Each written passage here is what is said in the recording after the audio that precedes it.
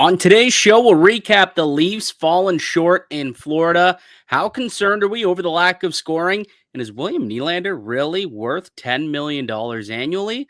All that more coming up on today's edition of the Locked On Leafs podcast, part of Locked On Podcast Network. It's your team every day. You're Locked On Maple Leafs, your daily podcast on the Toronto Maple Leafs. Part of the Locked On Podcast Network, your team every day.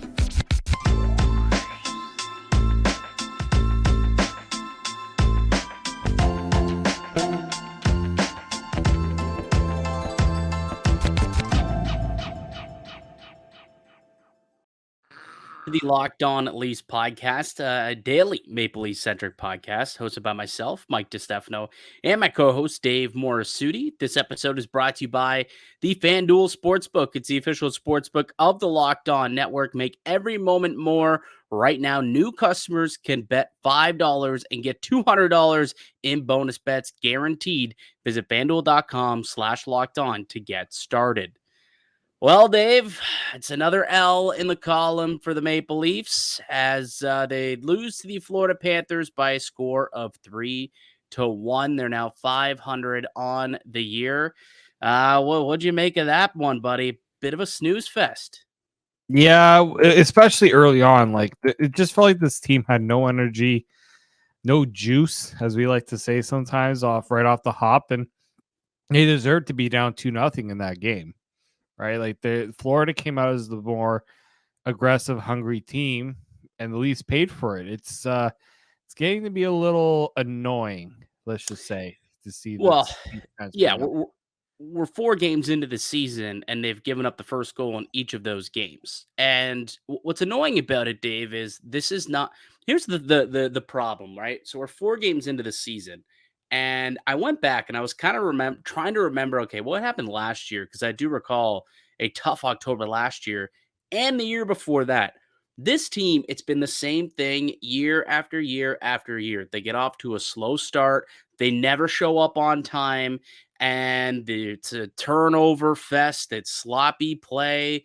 They're undisciplined to start the year. Mitch Marner usually takes him a couple of weeks to get going, and then that's when the team starts to really get going. And that's kind of been, again, the situation here. Like, yeah, Matthews and Nylander are getting their cookies. And sure, Marner scored tonight, and I think he did look a little bit better tonight than he did previously. But, and this isn't like a crapping on Marner Fest. I'm just saying these are themes that have popped up over the course of the last couple of seasons, and it's just happening again, right? It's happening again. Leaky defense. They're letting guys get through. They're allowing too many odd man rushes. Now, some of that stuff did get cleaned up tonight. Like, Florida wasn't great. There wasn't many grade A chances that they were able to get. But ultimately, it's so tough for the Maple Leafs to climb out of a hole when they find themselves down 2 goals after a period. And that's where they found themselves tonight. And they found themselves having to climb out of a hole in every single one of these games. They've yet to get on the score sheet first and just establish a lead and then carry it through. They've yet to be able to do that. Yeah, they have not. I think the best way is, as you kind of said, like, they haven't been able to establish their game right from the get-go.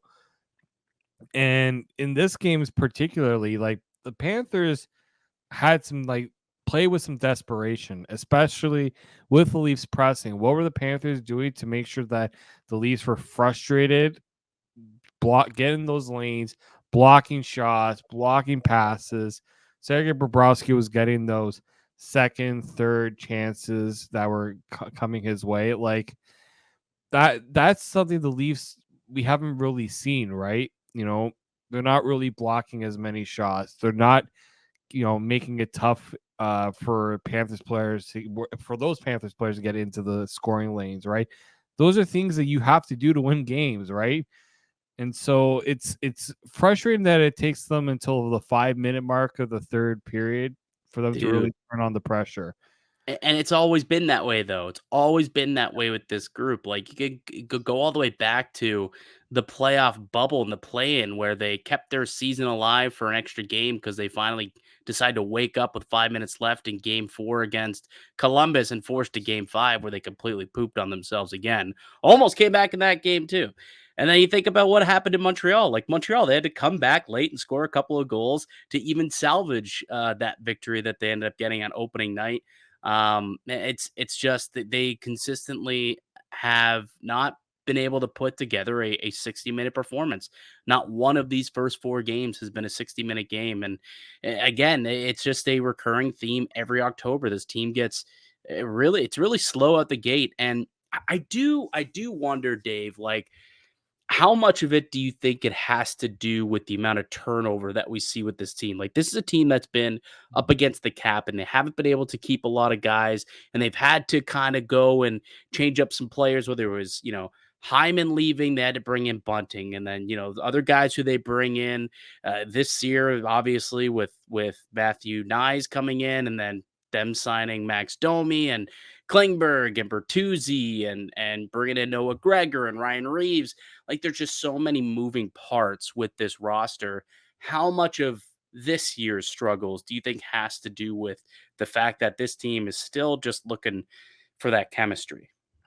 Yeah, you could say that's has to do with part of the reason, right? Because the core stayed the same, but a good amount of, I think they said, what, 9 players from last year's playoff team isn't here this season, right? So like that's a lot of your roster, right? But at the same time, this is the salary cap era. A lot of teams go through turnover. Look at the Panthers. They're missing quite a few players.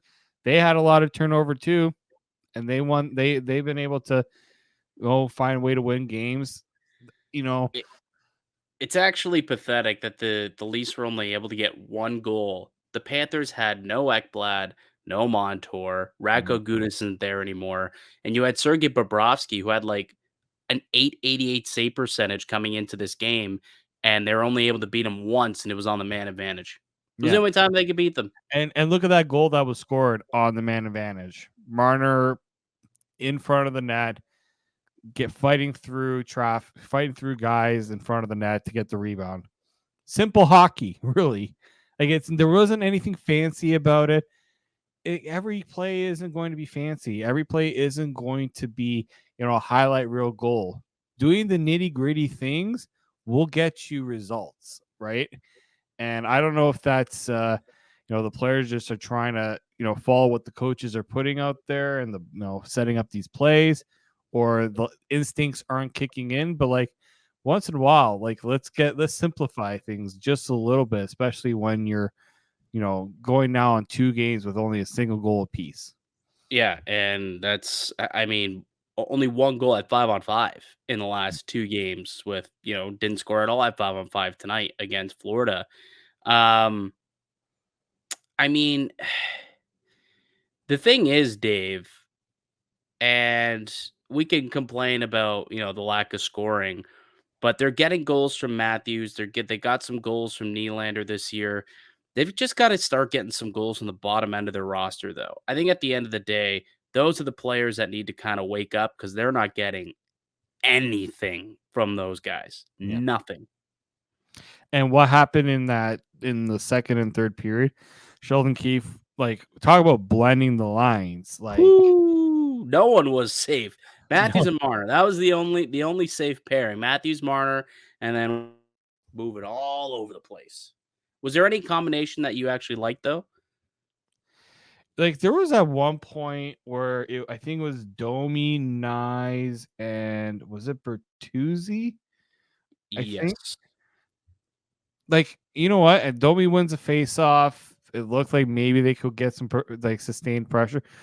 Like Domi's actually pretty good at face-offs, and if he's able to win, like they had their struggles at the face-off dot, but like that's the thing. If Domi's able to win face-offs, especially in the offensive zone, use that skill to your advantage, right? Getting possession of the puck in the offensive zone is crucial.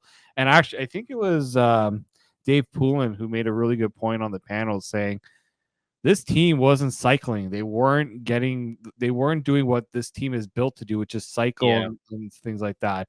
Guys like Matthew Nyes, Tyler Bertuzzi are supposed to do that. That's what makes them so important players on this team, and they haven't been doing that really.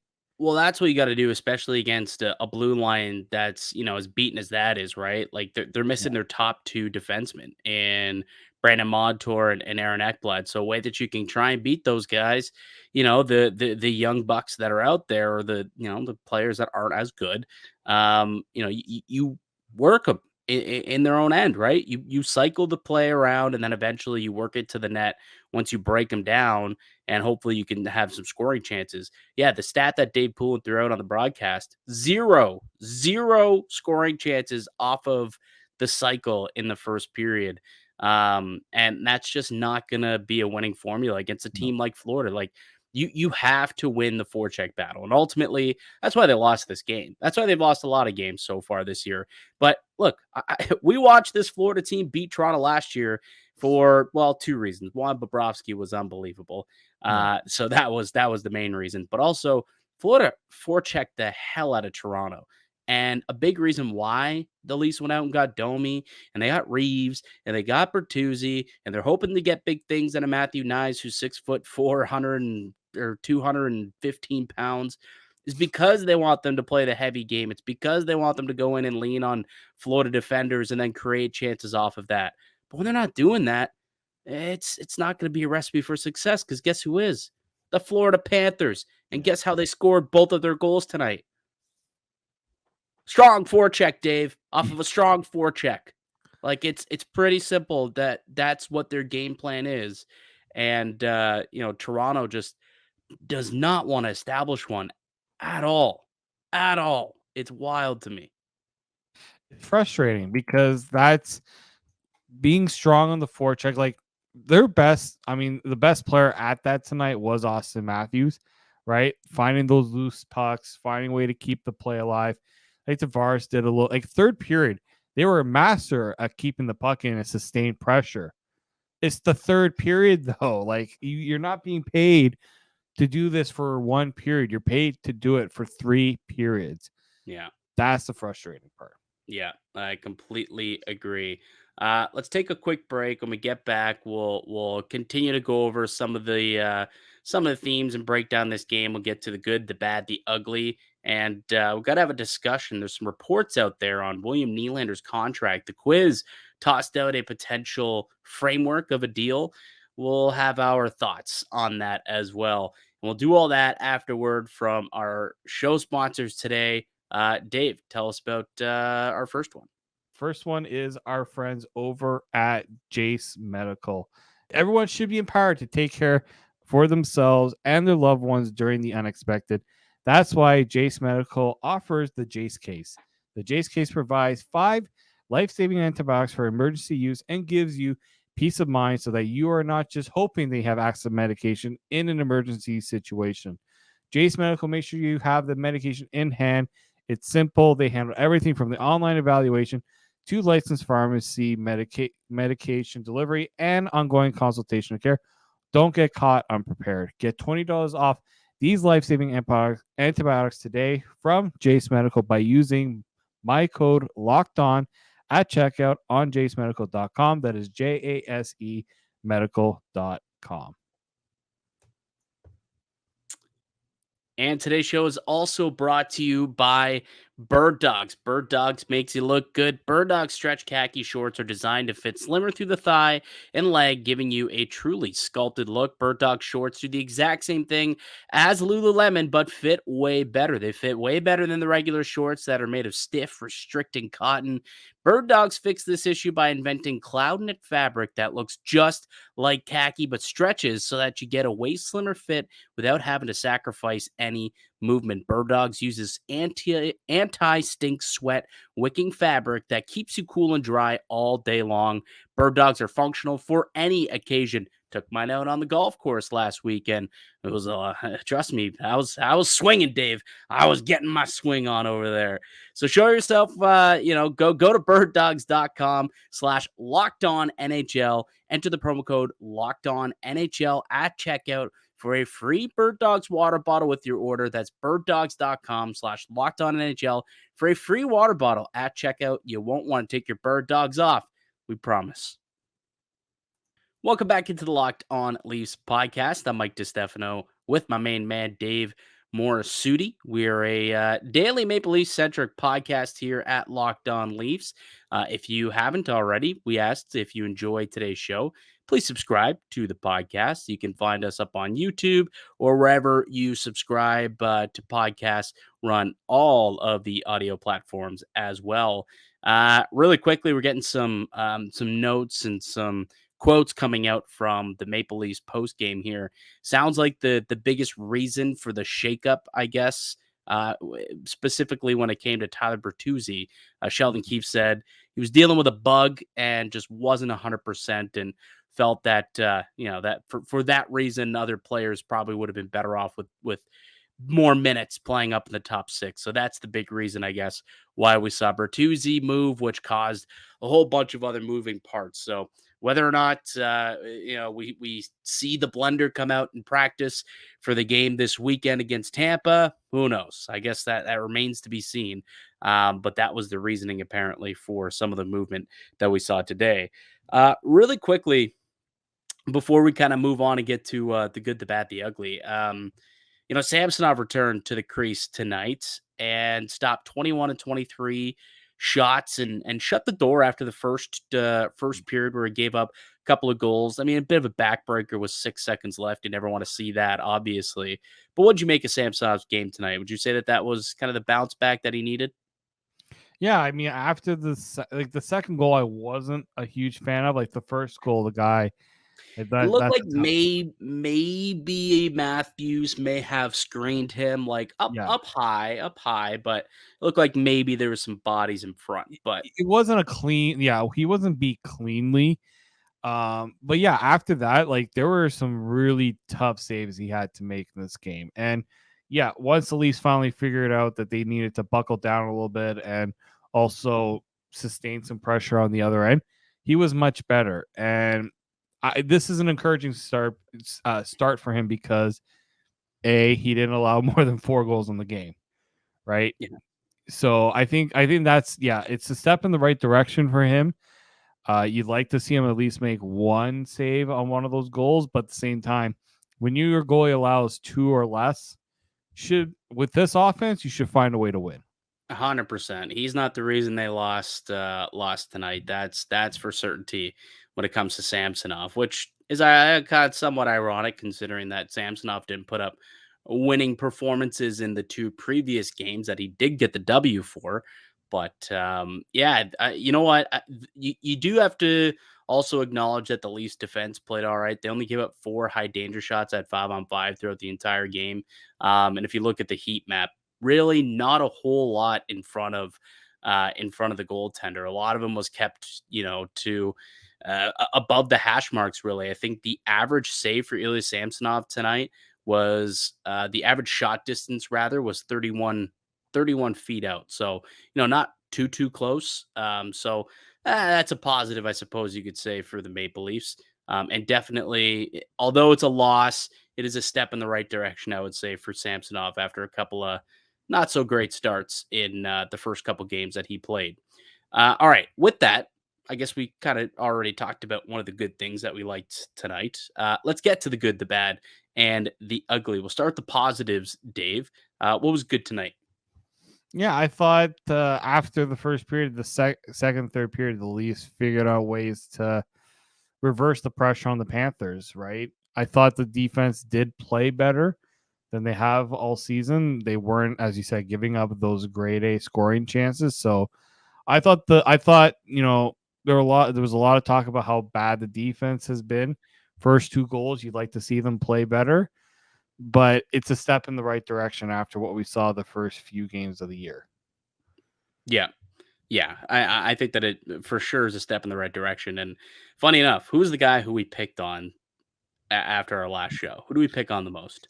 Good old Jakey boy. Good old Jakey boy. And I'll say this: he had a better night tonight. I did not see him below the goal line, which is really all I was paying attention to. Was That's making sure that didn't happen. And the numbers look good, man. When him and Liljegren as a pairing when they were out there tonight, 50% O zone starts, 50% D zone starts, I guess you could say. So they were pretty much starting everywhere, but an 83% expected goals when those two were out on the ice. And they outshot the opponents 10-2. So they only allowed 2 shots on goal, one of which unfortunately was a goal.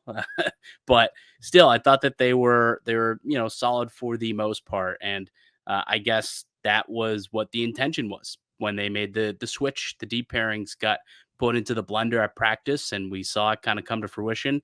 And a blunder here and there from I keep wanting to say Liljegren, Klingberg. Blunder from Klingberg on that first goal, and then obviously they got beat on the second goal as well. But for the most part, I thought that the defense was pretty good tonight. Yeah, and it's not gonna be. It's going to be a work in progress because Klingberg's new, and him and Giordano have they like. No one would thought that they would play with each other this season, right? So they're gonna work. Oh, no one thought it was going to happen. There are many lineup cards that I filled out this summer. One of them, I believe, had a Giordano It and wasn't near Klingberg. the top of my thought process in terms of a pairing, but I mean, you know, injuries can always change that, right? So I guess I can't say it was never going to be a possibility, but Right.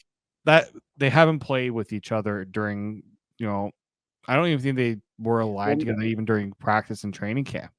well, no, because Klingberg got hurt like right away. Like Yeah. he got injured, in, I think it was the first game of preseason, and he had only practiced with Jake McCabe at that point. So yeah, I don't think they had any Mhm. chemistry together before tonight's game. I guess Yeah. the last game they had like the third period together, but yeah, Mhm. not a whole lot of time together. No, and that's I mean they're both veterans too though. Yeah, You hope that they're able to figure it out, especially you know when you're asked especially to play a little more of an offensive role rather than being strictly a shutdown pairing, yeah, which and you put them in a good spot. That's exactly what Sheldon Keefe did, which is I mean, this is why he changed them up when they went on the road, right? You look at them, 7 of their or they had only one of their 9 zone starts were in the defensive zone. So that goes to show that when it came to Klingberg and Giordano, there was clearly an emphasis on making sure that those guys didn't spend a lot of time in the in their own end. And that's I mean that is good coaching. And a lot of people don't like Sheldon Keefe as a coach for whatever reason, but that's kind of what that's all about. I mean, Austin Matthews had another great game. I mean, hands down, I think he was the least best player for what seems to be 4 out of 4 games now. Yeah, 5 shots on goal, won 73% of his minutes at 5-on-5. Looked good on the penalty kill. There's that one penalty kill where he kind of a little dump and chase, recover the puck, and then had a wraparound chance. Like that's why that guy's out there for an opportunity to do stuff like that on the PK. And didn't really allow a whole lot as well. I mean, he was on the ice for I think the second goal, which I think he was somewhat screening Samsonov on. But outside of that, didn't allow a whole lot when he was on the ice. There's no credited high danger chances while he Mhm. was on the ice, according to Natural Stat Trick either. So I thought Matthews again, man, pretty solid, pretty good stuff out of him. Yeah, he's pulling his weight. Like if we're gonna be critical of any players, Austin Matthews goes way lower on the list of players I have issues with how they're playing. Can't have any criticisms with Austin Matthews right now. The bad. What was bad, Dave? Well, I mean, bad and ugly, right? I say the bad is giving up another game where you're down early. Yeah, but for me, it's the penalties, man. Like we're taking too many penalties here, and Um, that's on both sides. Like Both, real, both there's sides, they kind of evened out a little bit in this they game. did, but it's like stupid penalties are being taken. I mean, like Noah Gregor, that holding the stick penalty. Like what are you holding the stick there for? Like Ryan Reeves takes that penalty too. It's like man, like you just inopportune times, and look, you just don't want to put yourself at a disadvantage. You're already down in the game. The last thing you want to do is give up a power play goal and then find yourselves down 3 goals. And that's just what they do. They took 4 penalties tonight. The PK was solid. Like they went Yep. 4 for 4, but still, just don't they gotta be. I think Bertuzzi. Do you take another penalty tonight as well? Another one? Think he did. Like, it's just a little bit undisciplined play. So that's got to be cleaned up for sure. No, it definitely because when you're looking at you either want Leafs to be on the power play or you want to be playing 5-on-5. This Leafs team, you do not want to be seeing killing penalties. Now, Matthews did have some good looks on the penalty kill, Sure, but sure. that's not a recipe for success. That's not what you want to be seeing. That you have to get. That's how you're trying to get Austin Matthews' offense. He should be doing it at 5-on-5 and on the power play. Well, yes, he's had more chances at 5-on-5 in the power play than he did shorthanded. So that does make sense. You know what actually wasn't good tonight? The Leafs in the faceoff dot. They lost a Yeah. lot of faceoffs tonight. And I noticed that early on, so I made it a point after the game to go and check. And yeah, they lost 43% of the draws, 57% were won by the Florida Panthers. David Kampf, 27% in the circle tonight. I didn't realize it was that. Okay, yeah, I'm seeing that. Wow, that's way worse than I thought.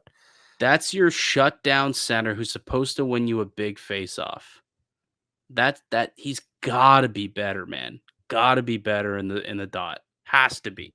And thinking like, who's he losing it to, right? Like Barkov's one of the better face-off men in the league. I can see why, but like Lundell, right? Like Lundell was pretty good for the I loose. think I could tell you exactly who he lost to because I think it doesn't show up in the face-off summary. The Uh, it might, uh I think on NHL.com it might, but like it doesn't say who you lost to, but it shows you the zones that you lost it in.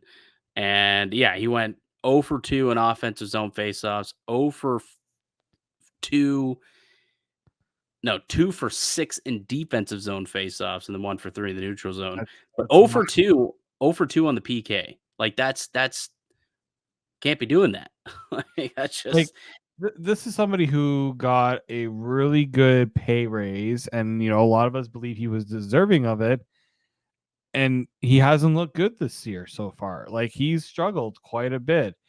And like that's an area that of David Camp gets thrown onto the ice in overtime because he's good at faceoffs. yes. Like that's He's your face-off, get-off guy. He has yeah. been for the last 2 years at least. And this year, there's not a lot of trust there, man. Like, we're 4 games in, and he's got a sub 50% face-off. That's uncamp-like. No, and it's unacceptable really for someone that's like supposed to be one of your traits. And this is a team that prides themselves on being, a high win rate when it comes to the face-off dot. Mhm. Like Manny Malhotra was one of the best in the biz Yeah. when he played. And when he came to Toronto, that was a big emphasis was, hey, we're gonna teach you all how to win some draws here.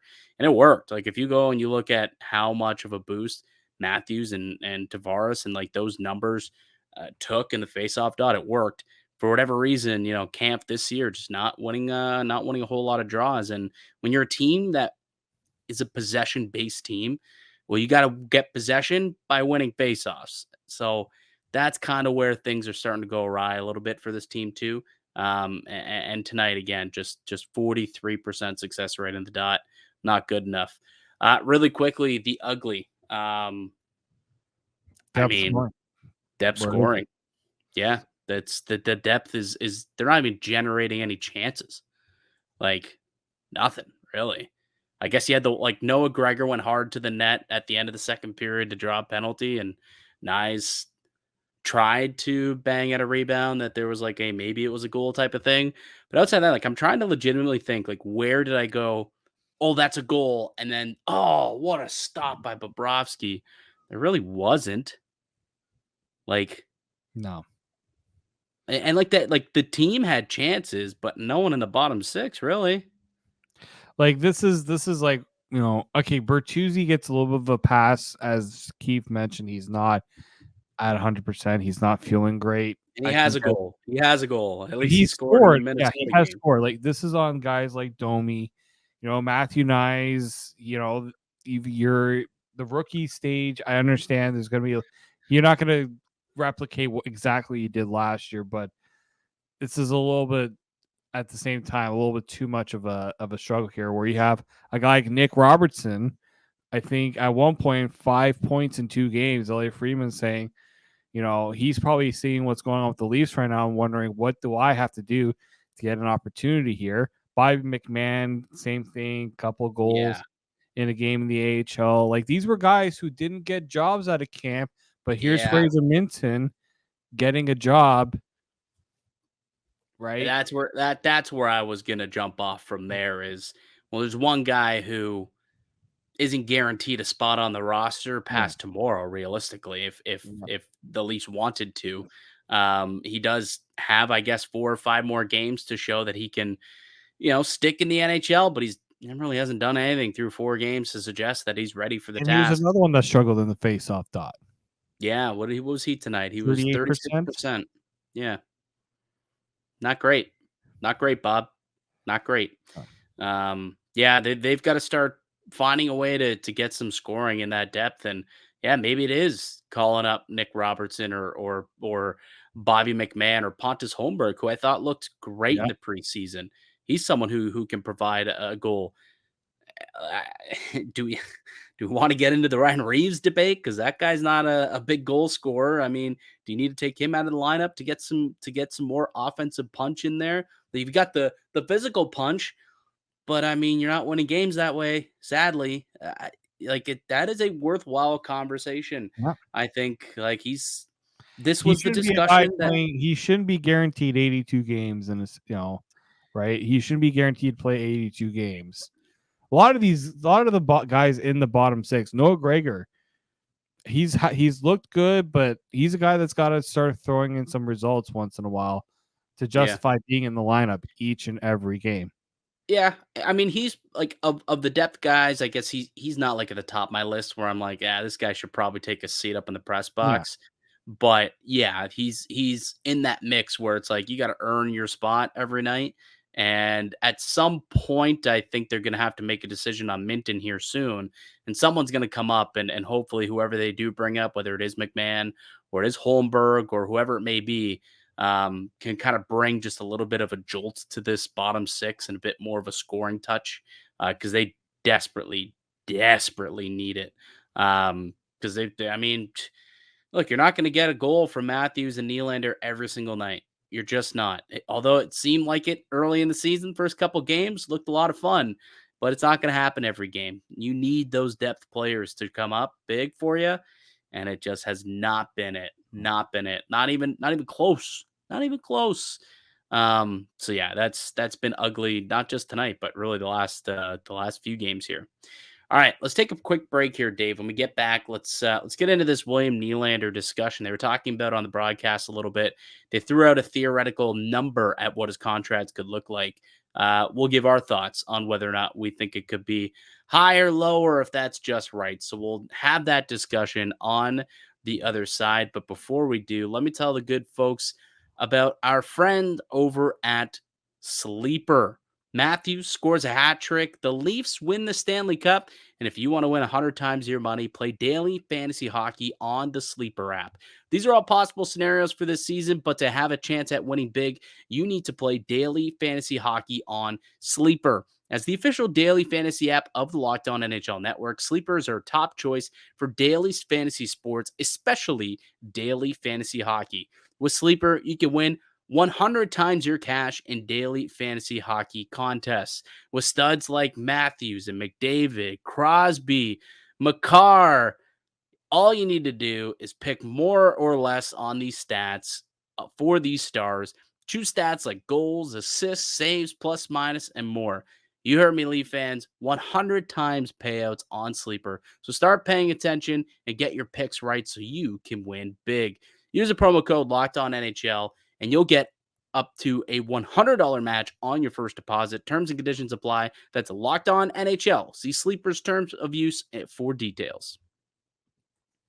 Welcome back into the Locked On Leafs podcast to Mike DiStefano and Dave Morassutti. We are reacting to the Maple Leafs 3-1 loss to the Florida Panthers yesterday. And during this broadcast, there was a discussion about William Nylander's contract. And it's been a topic of conversation, I guess, really ever since last spring when when we knew, okay, there's a potential that he could extend starting July 1. That didn't happen, and nothing happened over the course of the offseason. It was a question on the first day of training camp, and it still remains a question today.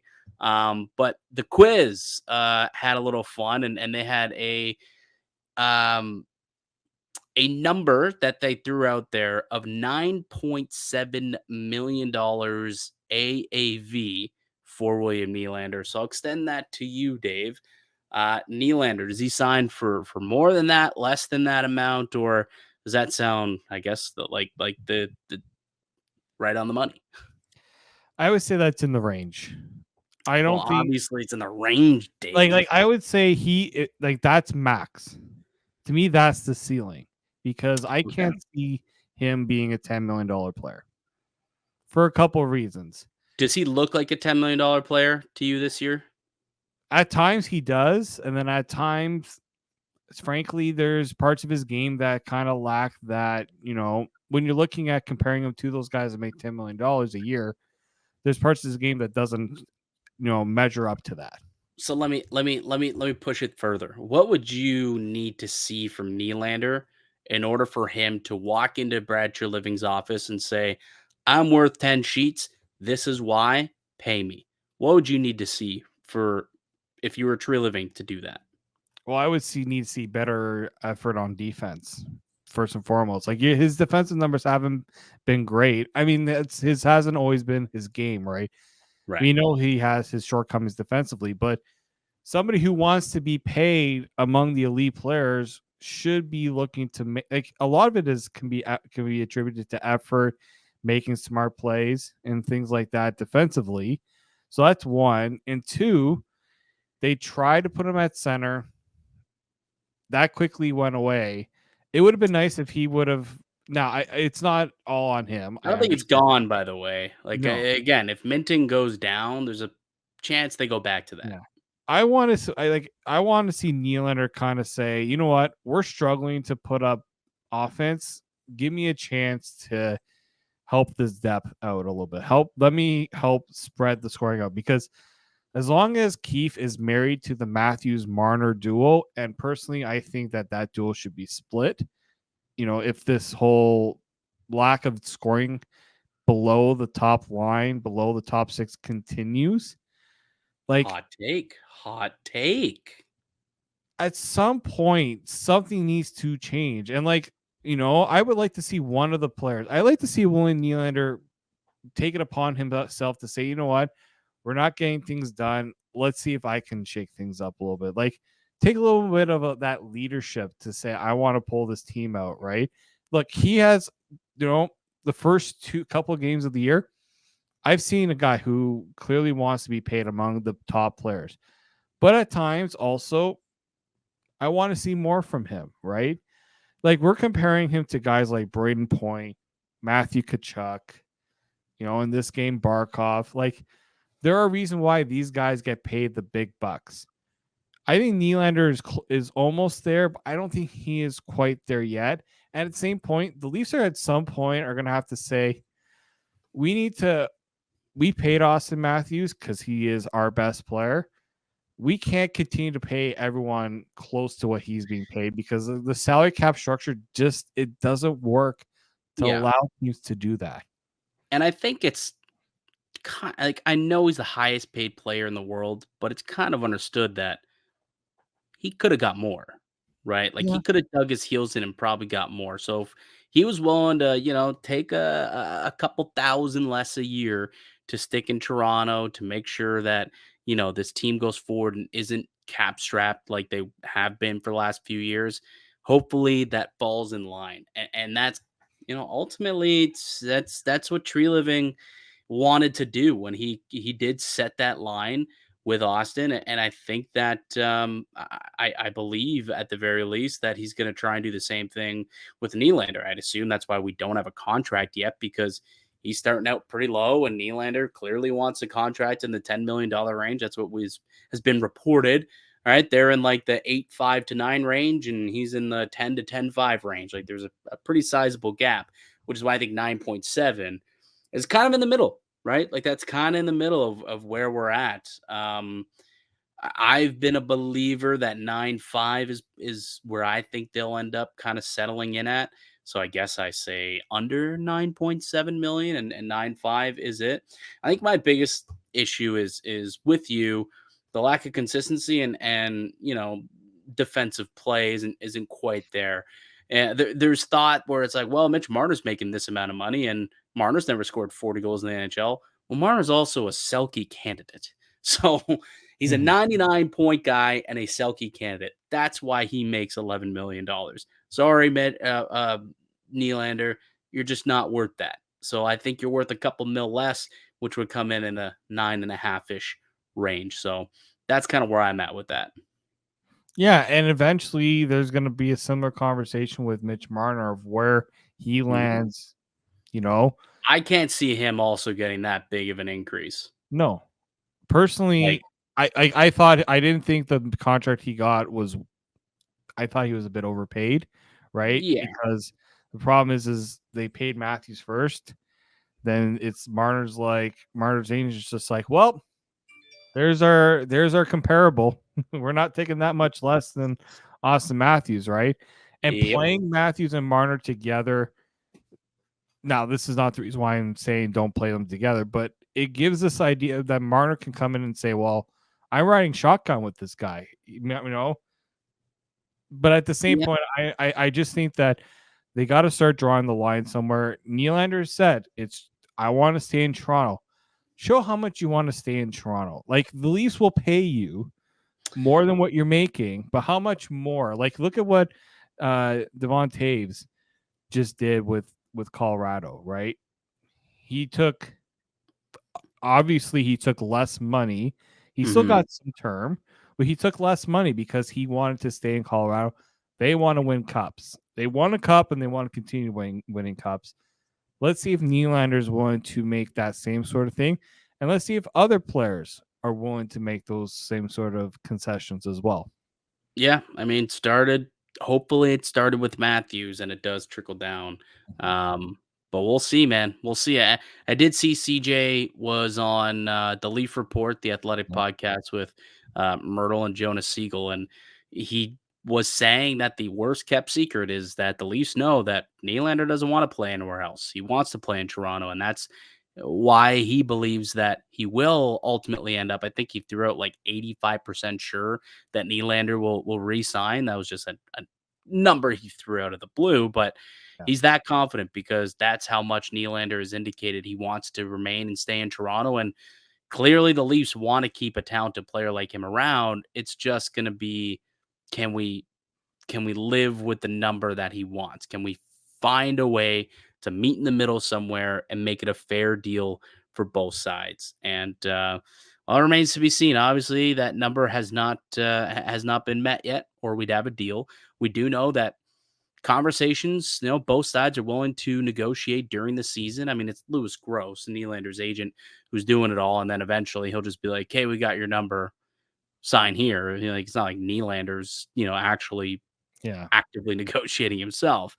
But who knows? Maybe we wake up one day and there is a nice new contract for William Nylander. But yeah, it's going to be interesting to see what that does end up coming in at if we do get to see what that deal ends up being. All right, buddy. Well, we got a game on Saturday. Tampa Bay, who has not looked good to start the season, by the way. I know they're coming off a win against Vancouver, who also, despite the wins against Edmonton, they also have not been very good. Like the analytics aren't solid for both of those teams. Toronto should operative word, just like they should have done a lot of things so far this year. They should be able to win this game on Saturday. They should be able to. Shoulda, woulda, coulda. I'll make a T-shirt. The Toronto Well, Maple Leaf story. no Vasilevsky. Remember, he's out for a couple of months, and that blue lines. It ain't it, man. Like, yeah, they got Victor Hedman, but after that, it's slim pickings on that blue line. Actually, Sergachev's a solid Yeah, player as Sergachev and well. Chernak are all right. Yeah, they're good players, but it's not. Calvin DeHaan doesn't really strike a lot of fear in me going up against a Calvin DeHaan. No, or Darren Radish, who didn't really look good late in the series last year. Like, there's a lot of reason to think that this team ain't too great. Like, I'm looking at their expected goal differential right now, 42%. 42%. That's fourth worst in the NHL behind the Washington Capitals, who look awful. So their Yeah, expected goals against.